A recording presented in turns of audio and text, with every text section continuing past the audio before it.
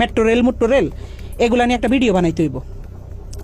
এ কথা বলে আমারে বলতে যে তোলাই ভাইয়া কিছু টাকা পাঠাইতেছি, তো হে তো যেটা বলে আমরা তো ভয় পাই। আমি কিন্তু হেরে বাঘের মতো ডরাই।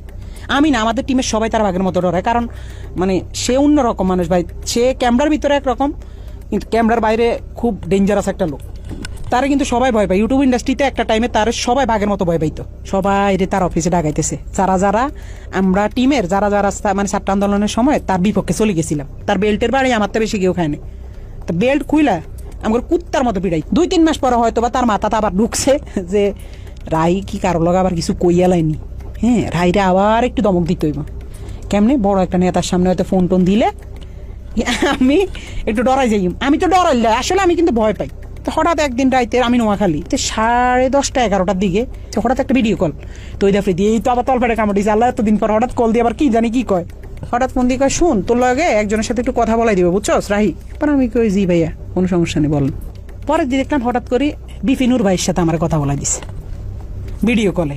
আমার কইতেছে একজনের সাথে তোর কথা বলাই দিব, সে কিন্তু নেক্সট বাংলাদেশের অনেক বড় মাপের একজন কেউ হবে, প্রধানমন্ত্রী বা মানে ভালো একটা পদে যাবে।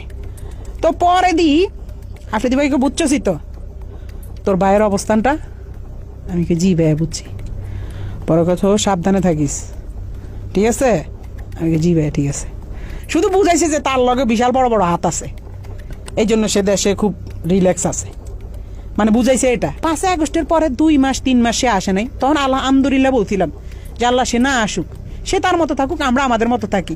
আমরাও তার কাছে যাইতাম চাই না, সেও আমার কাছে না আসুক। যে মানুষ 5 আগস্টের পরে আইসা দেশে স্টে করছে, সুন্দরভাবে থাকছে, আল্লাহ তো আপনার সুযোগ দিছে। কিন্তু না, আপনার ভিতরে তো ওই মনুষ্যত্ব না। আপনি শুধু রিভেঞ্জ, কারে কারে ধরবেন, কারে কারে মারবেন, কারে কারে কি করবেন।